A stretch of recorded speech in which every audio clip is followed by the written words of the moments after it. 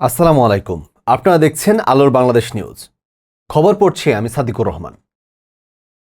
আপনার নাম কি একটু বলবেন? আমার নাম নুসরাত জাহান নদী। আপনারা এখানে কি জন্য এসেছেন? আমরা আমার বাবার খুনিদেরকে শাস্তির আওতায় আনার জন্য। আপনার বাবার খুনি কে কে?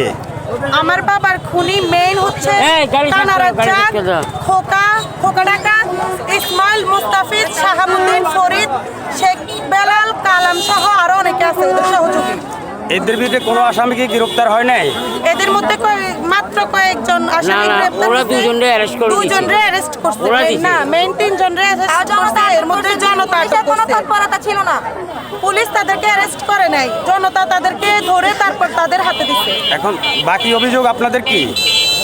যে আসামিগুলোকে এখনো ধরা হয়নি তাদেরকে দ্রুত আইনের আওতায় আনতে হবে, এনে সর্বোচ্চ শাস্তি দিতে হবে, তাদেরকে ফাঁসিতে ঝুলাতে হবে। হ্যাঁ, এখন এই যে মানববন্ধনের পরবর্তীতে যদি তাদেরকে আইনের আওতায় না আনা হয়, আপনাদের পরবর্তীতে কি সিদ্ধান্ত আছে? আমরা পরবর্তী পদক্ষেপ নিব, ডিসি অফিস ঘেরাও করব।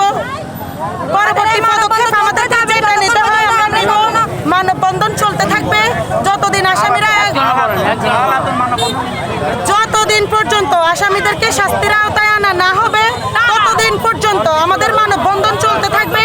যা যা করতে হয় আমরা সব করব। নির্দিষ্টকালের জন্য এই মানববন্ধন চলতে থাকবে।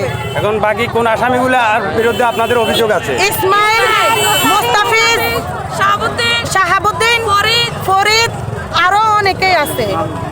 আচ্ছা, ঠিক আছে, ধন্যবাদ।